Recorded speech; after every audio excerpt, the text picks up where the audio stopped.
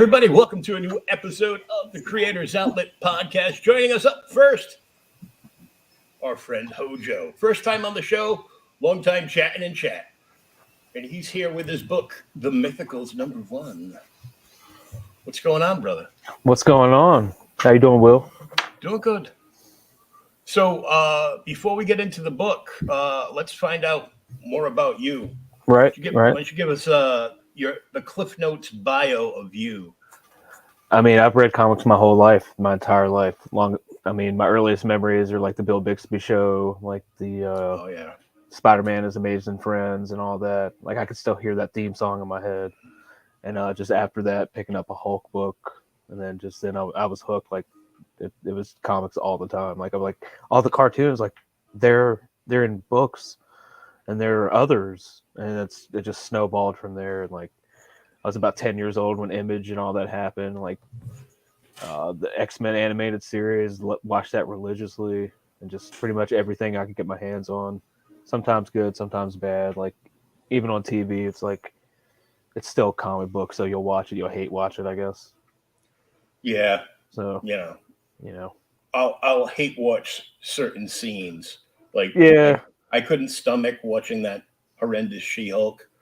No, I didn't watch it. I haven't watched any of the Disney Plus shows. But I did make a point out of watching it. It's super cringy, but I made a point out of watching it because they had Charlie Cox in the Daredevil costume, but they did up a costume to homage the original. And it didn't work for me, man. Red and yellow. Yeah, it was kind of like CW-ish.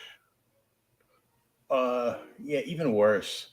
I mean, CW got the costumes right for the most part, at least. Yeah. And this was it. He looked like he was working a road crew during, Thunderdome or something. Yeah.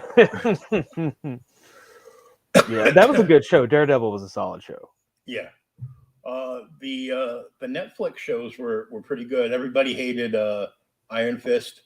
Yeah, I didn't watch that. I didn't watch and I never got around to watching Defenders, which like to me it's a slap in the face because I was a huge Defenders fan. Like I watched Defenders, and then at the very end of that, there's like a big explosion, and then it pans up and away, and then you see Matt in a bed in like the church with the nun sitting by him, and I'm like, oh my God, that's that Frank Miller story. Yes. That's Born Again. And now yeah. They're going to do their version of Born Again. And they're going to water it down. It'll be woke. It won't be Born Again. It'll be woke again. Yeah. Sadly. But I still got those books. Yeah. I mean, Frank Miller, he just he made it a Frank Miller character. I think I saw like maybe the special features on the old Ben Affleck Daredevil thing when they were talking about him doing the Kingpin, and like somebody told him, he said, well, don't write the Kingpin, make him a Frank Miller character. And then he was just like, got it. And it was just some of the in that era, just some of the best stuff ever written. Yeah, I thought they did a good job on the Cage series. Yeah, I like Jessica Jones. Yeah, I think we all like Jessica Jones. Yeah, I mean the first season, it was David Tennant for me. Mm-hmm. So come on, Jessica. Yeah, the Purple Man, that was awesome. Yeah, and I saw some people like I used to go in like comicbookmovie.com forums and stuff. And they hate me there because I just pointed out all the time. I'm like, if people were flipping out, I'm like, we're mad he doesn't have purple skin. I'm like, what do you want, a fucking eggplant on TV? Like they did it, they reimagined it in a smart, creative way. Like even his origin story in that, I'm like, oh man, you almost feel sorry for him. Yeah, in a way. I mean, I like Jessica right away because she was a total whiskey swilling badass. Oh man, yeah. So I'm like, I could hang out with her. I have to be careful what I say to her because I'll end up like in a smack hospital you across bed. the bar. Yeah. So put your hand where it doesn't belong one time. But I'm sorry. Oh yeah. Well, hold on a second. We're going there. So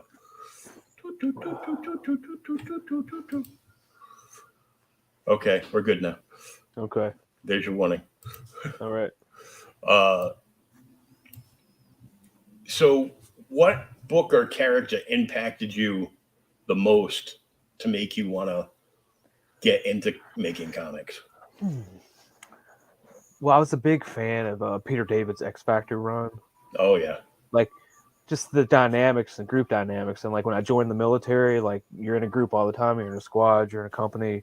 Mm-hmm. It's the characters. I mean, the people you meet, the people I've met, you know, it's a little bit like I've plucked a little bit of personalities, you know, lines I've heard people say. I'm just like, that's hilarious. And I put it into the book, you know, like friends of mine. And it's like the stuff he did with Quicksilver, man. It was just because I was an X Factor fan before that, because I'm like, oh man, they're getting rid of the team. You know, they're going back to the mansion and they kick it with everybody else. You know, Jim Lee's got that book. So who are these? Like I knew who Strong Guy was, but I didn't know. Yeah, I had no idea. My friends were pissed. Yeah, I had no idea who Strong Guy was, but I ended up liking him the best on the team. And I was sadly disappointed. I go, Dazzler, are you freaking kidding me? Yeah. Dazzler? Yeah. And like Havoc, you know, he never really got his time to shine. Yeah, Havoc's an odd character. I like Mutant X. I read all that. Oh yeah. I actually scored, and this is like a weird offshoot, but since we're on the X-Men story, I scored the original Age of Apocalypse omnibus off of Facebook Marketplace like 3 years ago for $20. Oh man. Hand delivered to me, and I'm like, man, that's better than an Ollie's price or a CBCS price. And I'm like, I'm good. I'm like, that's weird. Awesome. You say something about Ollie's. I got like the and it's weird. He passed away right afterwards. Like I got the Long Halloween, the black and white edition, no colors, just inks. Yeah, for $8. The hardcover edition, like special edition. I'm like, yeah, I'll take it. Yeah, I got a friend of mine who's down in Georgia. And he went to, I guess they opened up a new one by where he was working at the time. And he went through and he was like, any of this stuff interest you? And I'm like, not really. I pretty much have most of this stuff, you know, for the most part. Like I never compiled like a complete like Swamp Thing collection. Yeah. So he was going through and he grabbed stuff that he had, like trades that he'd already bought like years prior, like one that's a soft cover and it's all the original Strange Tales, Doctor Strange stories from Ditko. Oh, nice. He ended up getting a nice hardcover of it for like an extra $20. So he gave me that one. He got me a Saga of the Swamp Thing and like a couple of other trades, and then just sent me like random cool books because we do a show on Thursday nights when we're both available called OK Boomer, and It's basically me and him going up to the virtual spinner rack and grabbing a book from Golden Age up through Bronze Age. Yeah, we take the week, we read it, and we just go through it, like showing people off the book, right? Which just happens to be Lorenzo's favorite show on my channel right now. So he's like, this is cool. Old comics. I forgot about all these. But now you're basically reading out the story to us and telling us everything that happened. Yeah, true. I don't have to go buy it now either. Yeah. I'm like, hey, if you're entertained by some stupid stuff I do, thank you. I know. You can make somebody laugh. It's a good day. So who on the indie scene do you like the most right now? I've only read a few books. Like, I mean, I have The Lucent and I have Company Man. I love Company Man. Kemosabe, he's got a talent for dialogue too. Oh yeah, he's very good. And his story beats are pretty good. Like that last scene, that splash of like the was it the speedster? I can't think of his name right now, but it's pretty spot on. Yeah, I'm just like checking out some of the stuff up on the wall behind you. Of course, the Secret Wars #8. Yeah, man, that's a 9.6. I bought that I came across that a couple years before they started. I was like, they're gonna make a Venom movie eventually, so I snagged that. I think that's one of only like a couple graded comics I have. Yeah, I've got a handful of graded comics. I'll get them. I'll either get them graded or somebody will have it so cheap that I'm like, it would cost me more than that if I walked into a shop and bought it raw. I know. So yeah, it's like you can't move it. I kind of dig that book and I like the signature on it. So I'll get it and I'll display it for 6 months. Yeah. And then I'll be like, yeah, I like that book. Can't really read it because it's in a plastic tube. I know. I guess I'll sell it. Right. The only one that I have that it's pretty much guaranteed that I'll never sell is gonna be Jock's first Batman book there. The Detective 880. Yeah. I've got my original one that I bought off the shelf, which isn't graded, but they released the Mexican variant a few years ago for San Diego. Okay. And it's got kind of like a shiny chromium treatment to the cover. Okay. And down there they get books like years after they've been out. Right. But this one is triple signed. Oh, nice. So Scott, Jock, and somebody else. I can't remember it off the top of my head. I have a signed as like Spawn 100. It's like McFarlane and whoever the either it was the inker or the colorist. It's signed twice. Yeah, I know he just announced his first signing since the pandemic. So he's trying to get everybody to take like his new Spawn universe books. I was going to say all these gunslinger spawns. Boom! You just went up in value. Yeah, and it's like, what's he charging for a signature? Like $200? I don't know, man. And see, if I were Todd McFarlane, I mean, that's just me, but I would never charge for an autograph or anything like that. Like, I'm a big sports nut, so it's weird. You don't see many sports nerds and comic nerds, but the fandom, the Venn diagrams intersect ever so slightly. Yeah, but like one time we were in Baltimore. Like I'm from Virginia. We were at the Orioles game, and Mark McGuire was there. He was with the Cardinals, and I was like, "Can I get an autograph?" And over there, my dad, he was like, $50. My dad looked at me, and was like, "Go F yourself." Mm-hmm. That's a child. I can maybe understand if it's an adult. That's a child. Yeah. I would never do that. It's just like Cal Ripken Jr. used to sign autographs until the last person left the parking lot. Yeah, it's like, these are your fans. Yeah. These are the reasons why you're getting paid millions of dollars a year to play ball. They just don't get it. I used to be a basketball fan when I was a kid.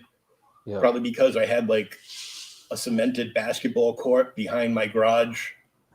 In my mom's house. So me and my friends used to, shoot hoops all the time. Right. And that was, during the, I'm from the Boston area. So Celtics fan.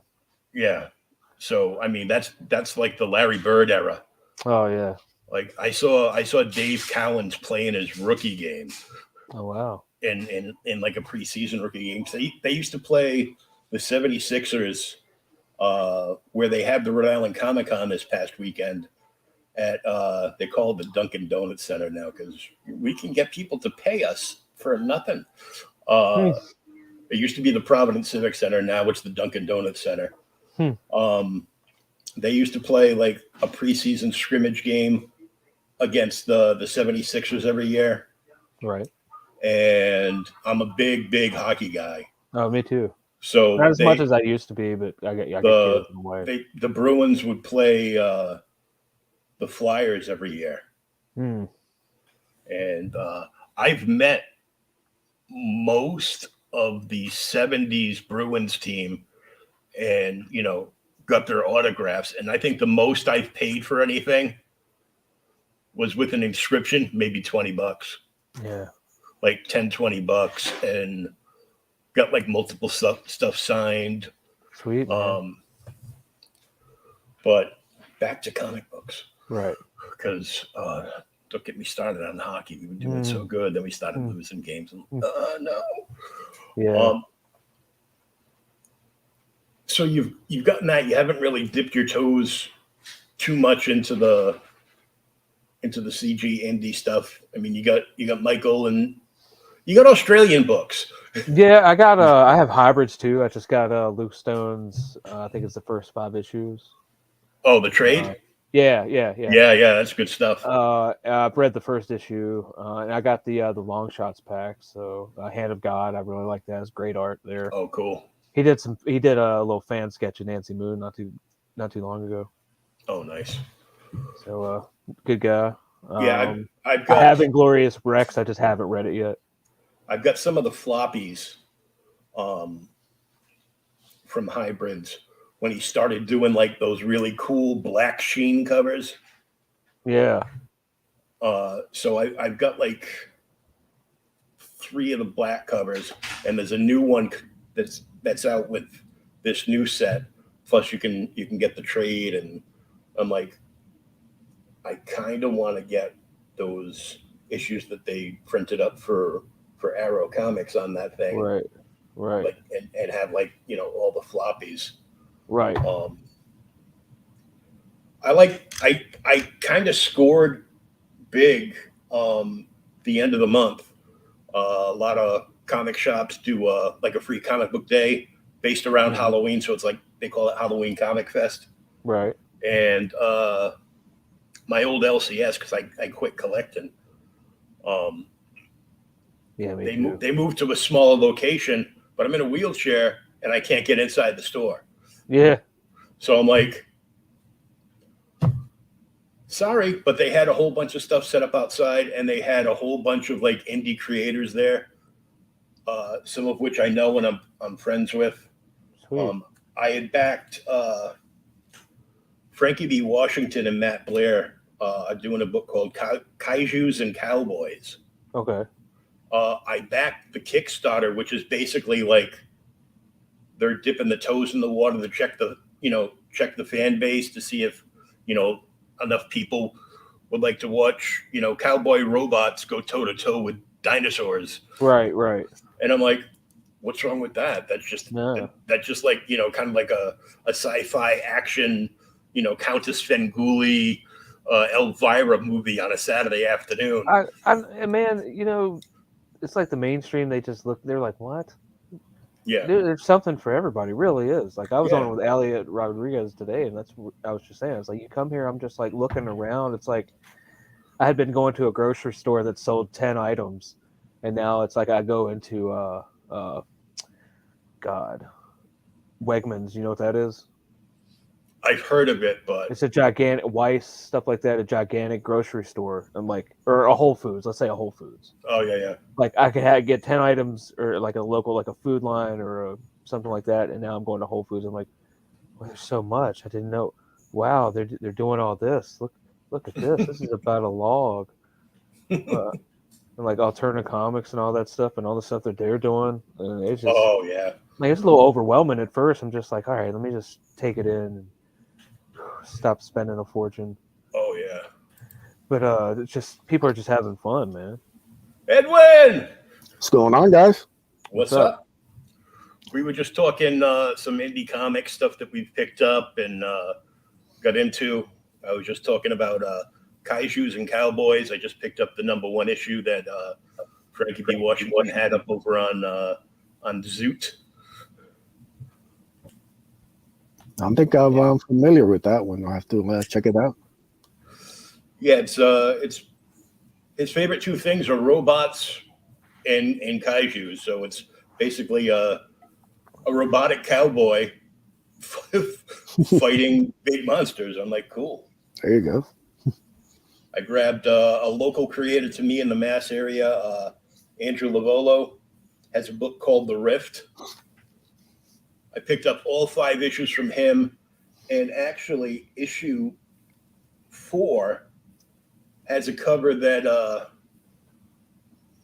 Amanda Connor and Jimmy Palmiotti did for him. Oh, that's cool. So it's pretty hot. I met the guy from Geek Speak, which is a podcast he does with his two sons, who he got hooked on comics, which is good because hook your kids on comics, they'll never have money for drugs. Yeah, I'm in the process of doing that too. He has a anthology book. He loves the Golden Age, so he's got an anthology book called Laser Brain Comics. But it's done in like that Golden Age art style, kind of like the EC stuff. Mm-hmm. Oh yeah, I love that stuff, man.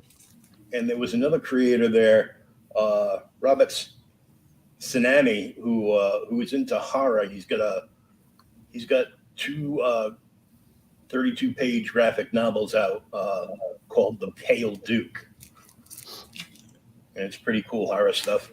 And I grabbed, except for Kaijus that I supported in a crowdfunder, all those other books all came from Halloween Comic Fest at my old LCS. Nice.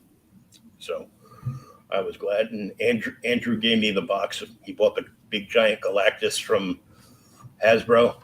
He doesn't keep boxes. So I get the box with that awesome artwork. I go, well, when I clear out my comic space and rearrange everything, I can put that as part of my backdrop.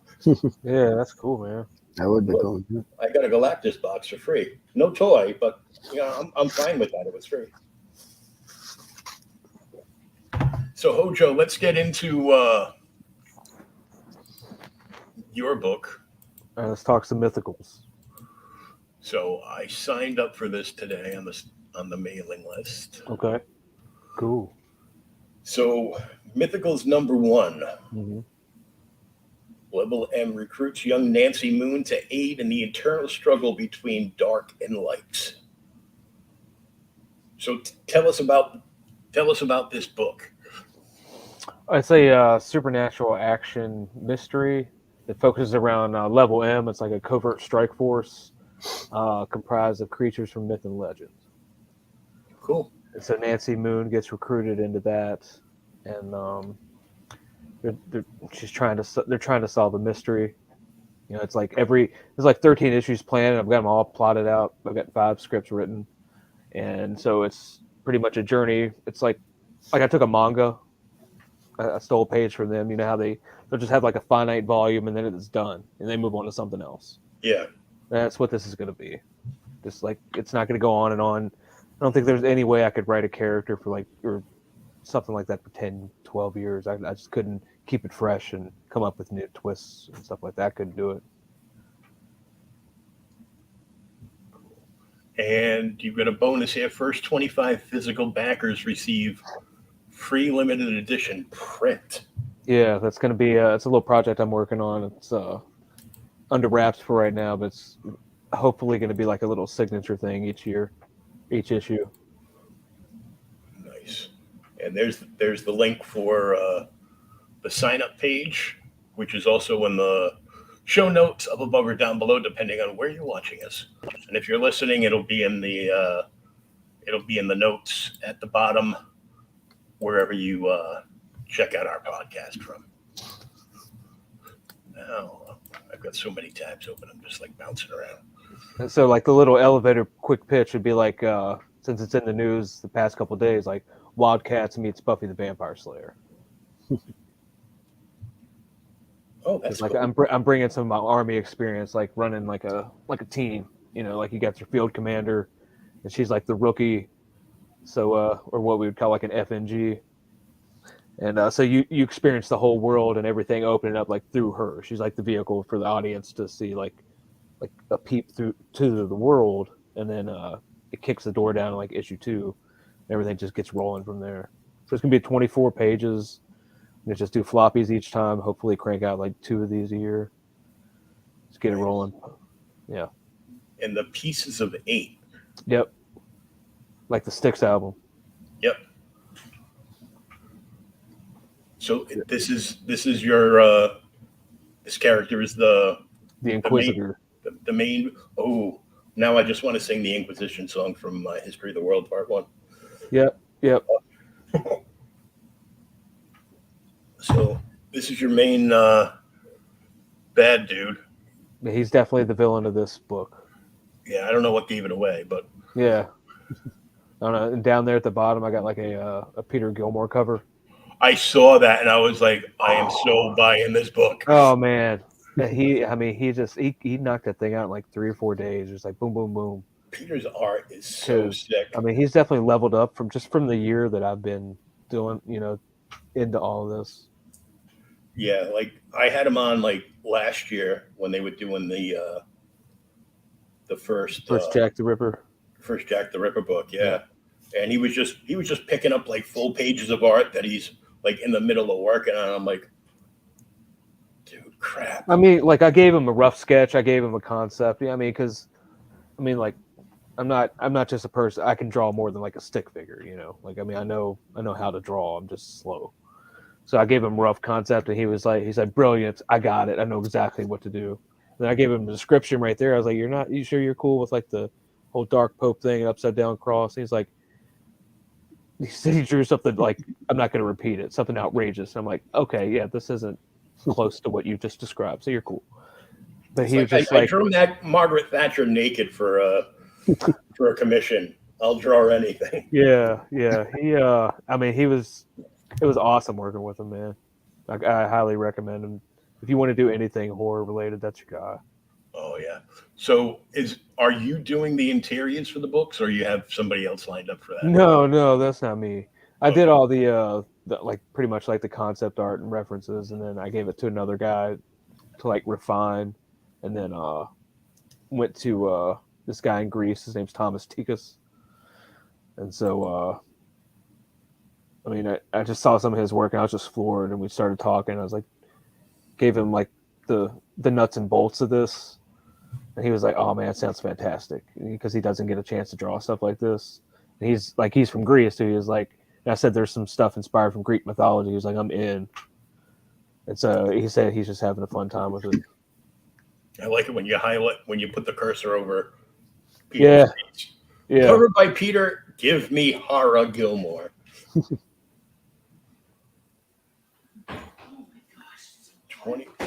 24 pages of story. Pew, pew, pew. Uh-huh.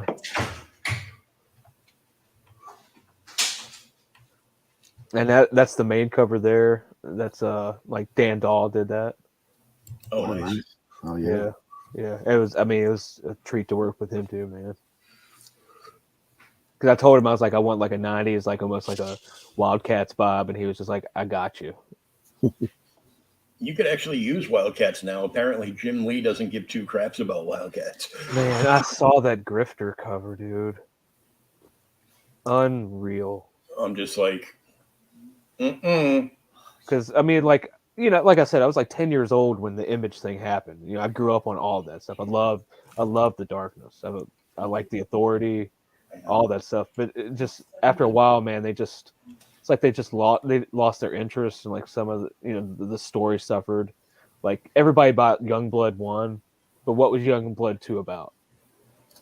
I don't remember. I'm gonna tell you what Youngblood 1 was about. Yeah, exactly. I own like 10 copies of it. Yeah, and like X-Force #1, like I have 20 copies with the trading cards in the bag. I vaguely remember what that's about. But I love New Mutants. Yeah, I sold most of the bagged X-Force 1s. And then people started getting, well, this is the one with the Deadpool card in it, right? I go, no, I kept that one, you moron. Yeah, you idiot. I'm not going to sell you that. I didn't even know I was buying New Mutants towards the end of the run. I think my friend Jason like talked me into it. He goes, no, you got to read this. It's so good. So when I was going through my collection, I randomly found 97, 98, 99, and 100 of New Mutants. I'm like, ooh, score. Well, I remember when that came out, like I hadn't really read it before. Say, like when I turned about 13 or 14, it really went hardcore, like into buying back issues and all that stuff. But at the time, it was just what was out. Like, I was like, what is it? It just said, I remember it was like, what, New Mutants 99 or 100. It said in the back, last issue, like all over the back of it. I was like, last issue, ooh, this must be important. who the hell are these people?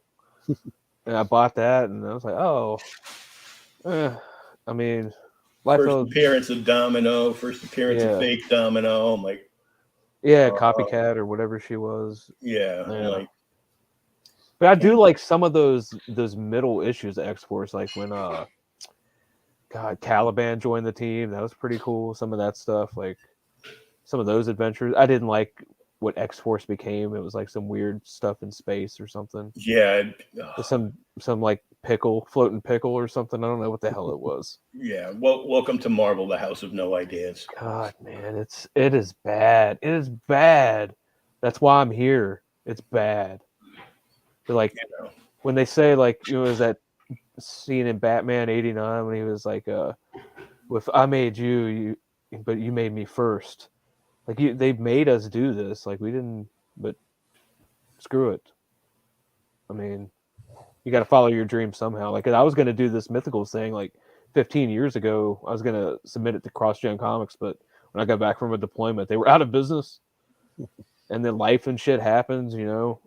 So that was too bad. I really liked it was like almost every like indie comic run that I started reading, I go, this is awesome. By the time you start getting into it, it's done. And then what do you mean? What do you mean the company's out of business? Yeah. Like Sojourn, I loved that, man. Oh yeah. Like all those books were like, you know, really solid and the art was great. I liked Chuck Dixon did the Way of the Rat, which was really, which was really cool.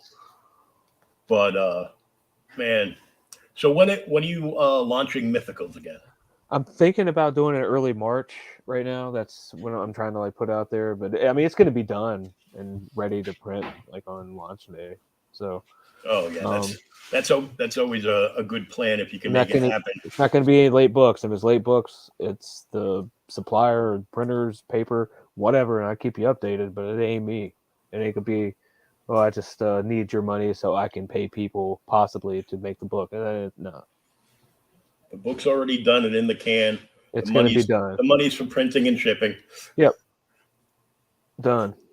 So I mean, that would be nice.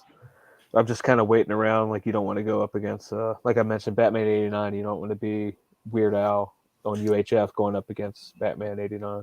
Oh yeah. So we'll just wait and see. Who would want to go up against Weird Al? Come on. Yeah. Although I did see like a trailer the other day with the guy that played Harry Potter. That shit was funny. Oh yeah. So the link's right there. Get over there. Sign up for it now. So because chances are. If you don't follow Hojo and a bunch of us other people that are promoting stuff, you could forget about this. So just get on the sign up list. You'll get notifications when it goes live. And the first 25 physical backers are going to get an exclusive print. Yep. Will the Peter Gilmore cover be limited? Nah, man, I'm not gonna do that to people. Okay, I got to ask. Yeah, and I'm not going to make you pay extra for the Gilmore cover because it's already, it's a lot to ask, like $15 for 24-page floppy or something like that. I'm not going to make you pay extra just to get the Peter Gilmore cover. But I might have a little contest to see which one will sell the most. We'll have to see. I'm down for the Gilmore cover. I'll be a pain. I'll be the pain in the butt that actually gets my copy, reads it, ships it off to Peter to get it signed, and have him send it back to me. Yeah, man, he's a delight. We'll say that. He's a funny dude to talk to. I know. Like I've watched some of his like stuff 3 hours one night. I've watched him like with Brian Kreisgau or whatever on his little horror thing or whatever. He's funny, man, and he gives 0 Fs about anything. Pretty much anything, yeah. But like definitely the politics of the world. Like he'll just straight up. I mean, he dunks on people every day. He doesn't care. Like and when you get to the point like this, like people like him and me, like I don't care. Like I'm 41 years old, and some people may think because I'm from Virginia, the way I talk, that I'm not smart or whatever. But trust me, man, I know quite a bit about history in the world and what's really going on. I may not be a smart man. Yeah. I mean, yeah. So we'll just leave it at that. Bunny can tell you. I'm not. If you want to go down that road, like if you want to have a political debate with you, I'll indulge you for a little bit, but eventually I'll get irritated and I will smack you in the face with facts, and it'll be at the end of the day. Edwin. Yes. So tell us what you got going on. We got the Bloodbone ash can. That's right. Now available. I love that logo. That logo is killer. Yeah. Who did that? Was that Matt Barr? No, that was Hot Comics. Okay, all right. That's the stuff for Lost Pages and Phil. Right, so, right. Yeah. Lobo's number one fan. Mm-hmm. Number one Lobo himself. He got so excited earlier today. Oh my God. What happened? Is there Lobo news earlier today? I've been at work all day, so I don't know nothing. Well, James Gunn is over at DC. Zaslav signed him up to a DC Warner Brothers contract. And the first thing he did on his social media was drop a picture of the main man and mention that he is going to be the guy doing the next Superman movies with Cavill. And somebody might have teased that Aquaman might also be the main man. I mean, he's already got the hair for it. Jason Momoa? Yeah. So how's that going to work? So is James Gunn, is he still doing Guardians 3? Yeah. That's got to be an awkward conversation now. Like he comes to work and they're like, "What's up, Dick?" It's like, look, this is what I do for a living.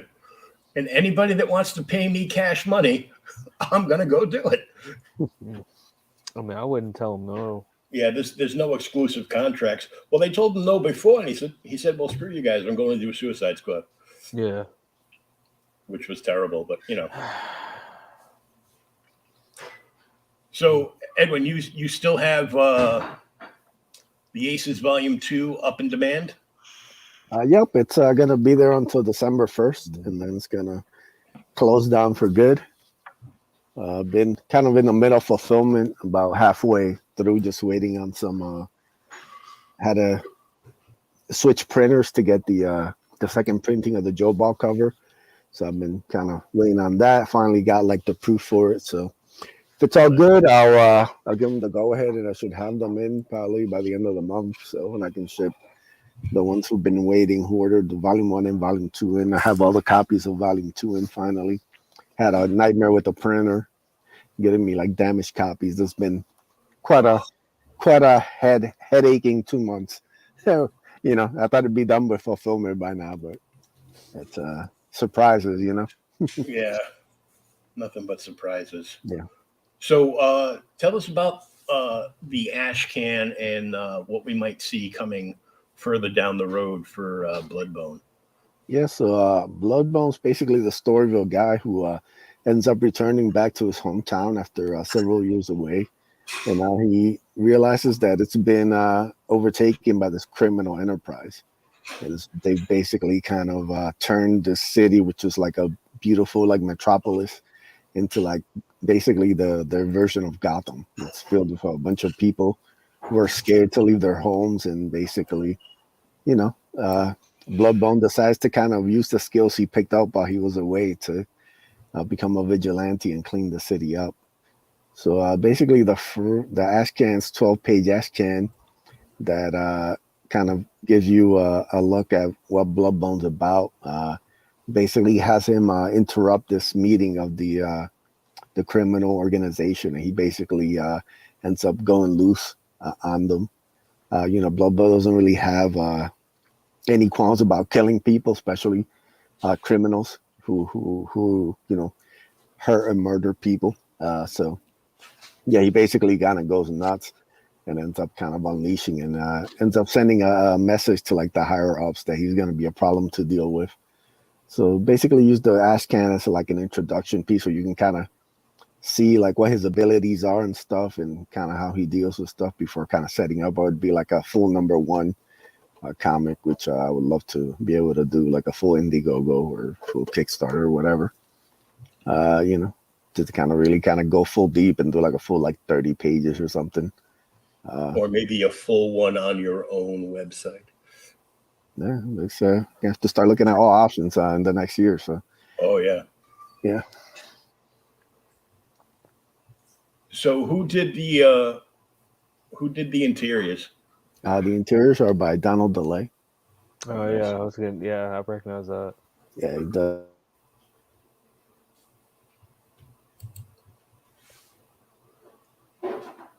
Uh-oh, did we freeze? I think he froze there. Can you hear me?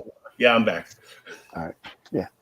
Yeah, no, I think it's Donald did fantastic work on this. I'm super happy to kind of get it in people's hands. I said I've been working with a new printer, so we got like a little bit of a foil cover, so it's been a little tricky to kind of get that right.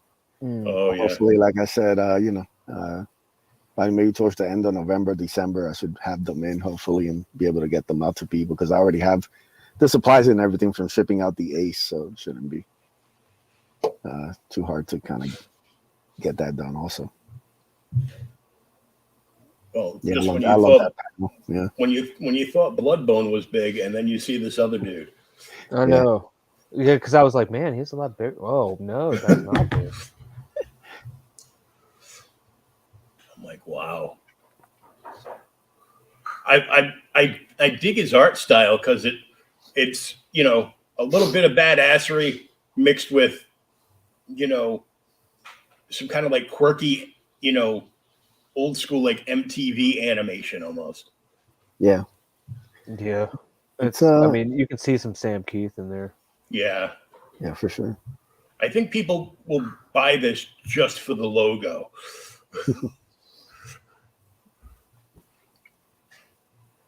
So yeah, that's the trading card there. If people who signed up for the mailing list will get that Bloodbone trading card. Oh, cool. Yeah. Did Daniel do the trading card, or was this somebody else? Oh no, this is Donald, colored by How Comics. He ended up kind of messing with some of it. I was like, I really like how that came out, so kind of made it happen.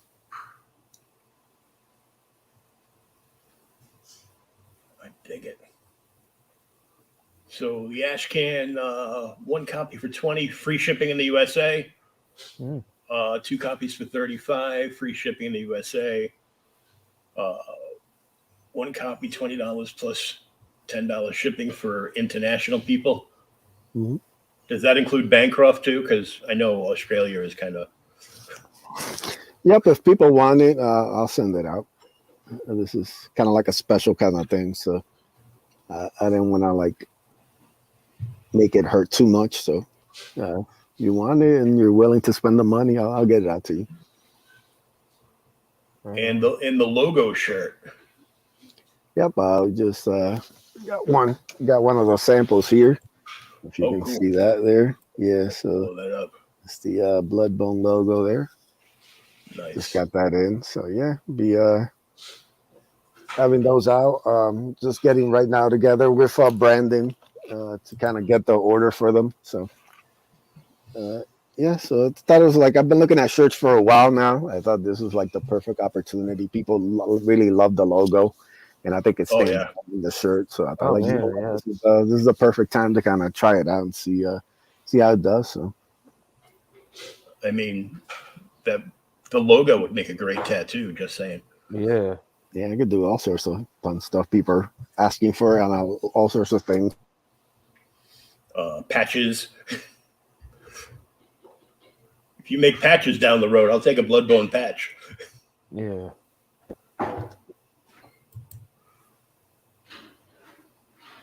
And you can get the ash can and t-shirt combo, $45, free shipping in the USA, and $45 plus 10 international.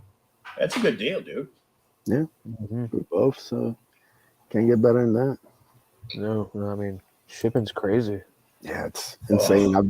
Like I said, just shipping half the books, like the easy orders. I haven't shipped the 2 books plus the metal print. All that kind of stuff. Even that, I'm like, yeesh, boy.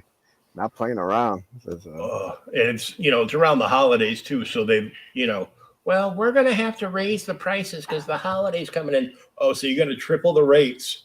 Yeah. But in January, you're not gonna lower the rates. No. I'm like, no. Oh well, we don't. No, we don't. We're not going to do that. We're not silly. Yeah, that would just be crazy. Lower prices.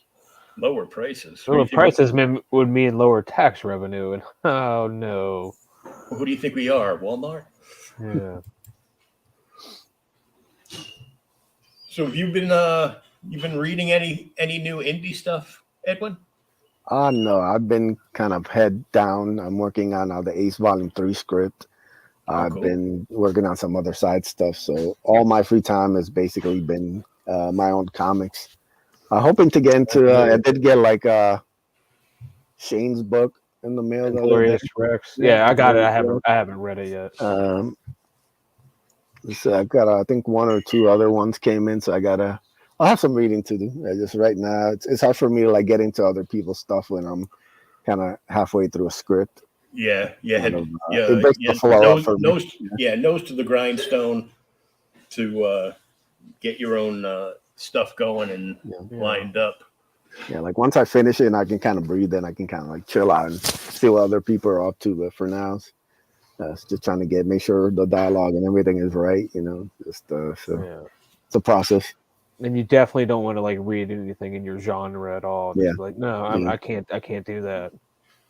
Once I'm done with all this stuff, I'll sit down with a pile and a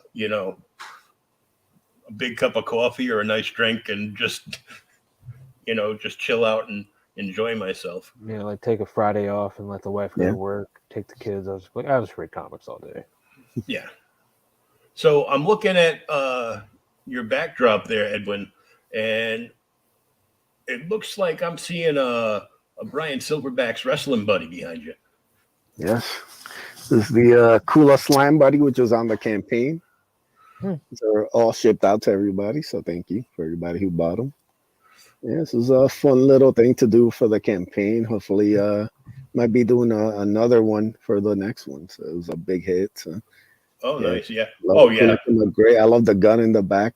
So so it's a fun kind of little thing. These are pretty durable too. I had a niece who basically took one and beat it up for like a day, and it was still held up. I was like, all right, they're not exactly flimsy, so that's good. Battle damaged Kula. Yes, I might be doing a giveaway for one. I think I have like an extra one left, so might be doing a giveaway before I close in December, just for like as a thank you to everybody for the support and all the headaches with the printer. It's just been a nightmare. So hopefully I know there's so many creators that had problems with printers and had to flip flop and see the city I work in, they have multiple printers that have done comic books. I've asked people, I'm like, if you're interested, man, I can give you the numbers. I can hook you up. Like, I don't know how much the shipping is going to be to wherever your location is. I'm just worried about getting books and getting them right.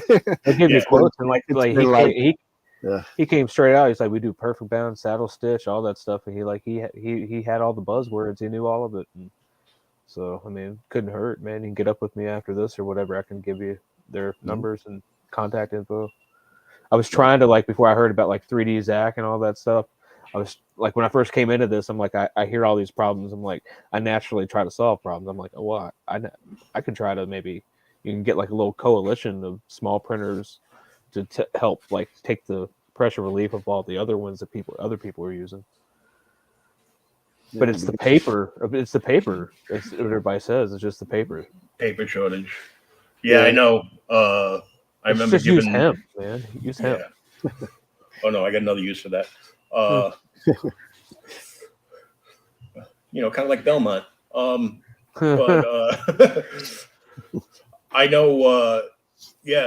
Speaking of Belmont, I'm gonna sidetrack this. Did he tell you about his neighbors getting kidnapped by aliens? Yeah. Did he tell you that he saw an alien too? Yeah, they're like, Yeah, the light was shining on his room. He was ducking yeah. for cover. That was I was amazing. just like, man, that was That's my favorite thing I've heard for anybody in a while. I was like, yeah, that's so like, just like amazing experience. yeah. I think he might have been smoking a little bit with the Red Baron. Well, that's what he said. He was like, well, I was high, but no shit. He was like, I didn't even think to like look. I just couldn't stop looking at him. Like, yeah, dude, you were stoned. You were looking at something. Whatever, man. He's hilarious though. Yeah, he's great. Yeah, his book looks great too. Like, it's ridiculous. Yeah, I got Weaponized Werewolf and Smokes the Fox. Yeah. Nice. Yeah, those books were like phenomenal. But he dropped like 32 like big names. He was, oh yeah, this one did this and that one did. Yeah. I'm like, yeah. I got Bob Layton to do a mock cover of Demon in a Bottle. Like, oh wow. But that's just proof positive. Like you read Smokes the Fox, I'm like, wow, Mike Baron really can write anything. Yeah. He's much better to read than to try to interview. Because when his wife comes home, goes, oh, my wife's home, I gotta go, bye. Yeah, and he's out. Yeah, I'm kind of like that too. She's like, you better be done by like 9:05. I'm like, oh, I got it. Oh yeah, we got that. So we got both things to do. When are you looking at fulfillment for Bloodbone? Hopefully, like I said, if I can get the last proof right, probably first part of December. Oh, nice. I can start kind of at least, I'm just waiting to hear back from the printer. And like I said,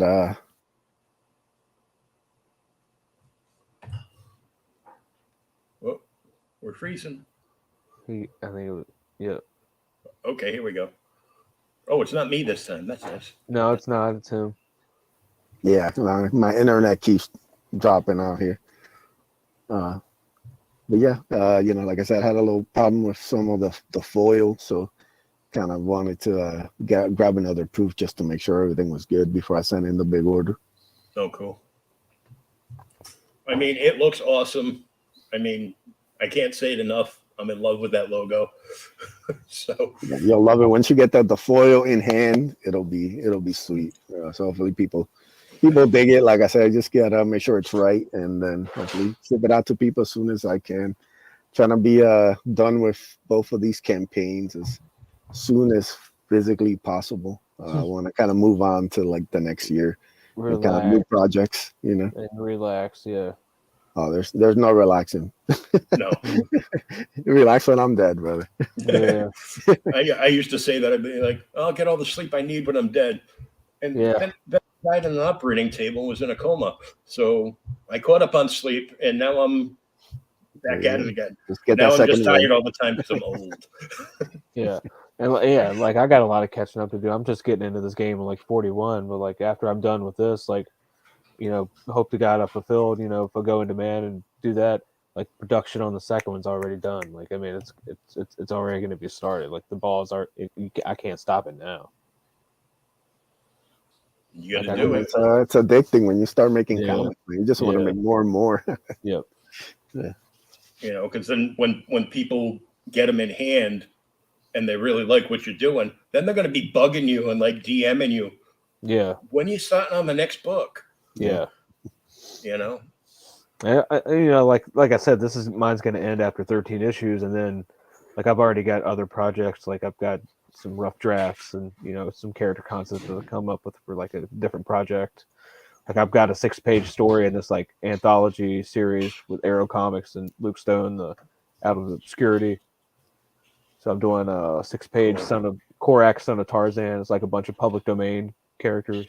Oh, that's awesome. Like Telepathic Bunny, he's doing Ghost Rider, like the original one. On the Western one. Yeah. There's like a King Kong story in there, and James Rock from Broken Compass. He's got he did Winnie the Pooh and Cthulhu, and it's called Cthulhu. It's don't touch my honey pot. and dude, I'm telling you, man, I've read it, and I don't know how many edits he's had after that. It is good. That's awesome. There's so much good stuff coming out, and definitely get your hands on the Bloodbone Ash Can and sign up for Hojo's campaign. Be one of the first 25. Get yourself an exclusive print and grab yourself that awesome Peter Gilmore cover. Yeah. The other cover was cool too, but yeah, I'm like, whoa. Mm-hmm. And I got some other goodies coming on with it too. Don't worry. Cool. Nice. So be looking out for that in March. Sign up on the mailing list now. And we want to thank you guys for coming on and hanging out. And the only thing I have left to ask is, Edwin, what AEW figure you got on the wall behind you? Oh, that's a signed Sting figure. Oh, I love Sting, man. I hate you. Yeah. Man, that's one of my idols as a kid. So. Oh, me too, man. I remember seeing him for the first time at like an old WCW bash, one of the first bash at the beaches. Bash at the beach, yeah. And I was always confused. I go, because you had Flair and you had him, and their trademark is the same thing. Yeah. Woo! They're both fun to be around, though. Oh man. Yeah. Those were the days, man. So, yeah. I dressed up as Sting on 2 separate Halloweens. One when I was like 10 years old, and then another when I was like 15 or 16, just for a party, like the old school with the rat tail and the flat top and the paint. Oh, that's awesome. And then the other one is like the crow one, like everybody's got now, like that one. Like, oh man, those WCW days. I could go on and on about that. Yeah, I'm with you. Yeah. It's awesome. Guys, thanks for coming out. I know Edwin's busy. He's going to jump back in and do more comic book work tonight. Oh yeah, it never ends. I'm gonna grab some food and then toil away at the next project like always. Awesome. Well, keep us up to date for what's going on, and we'll talk to you guys soon. And all the best of luck with Bloodbone and the Mythicals. Yeah, thank you. Right. Much appreciated. Yep.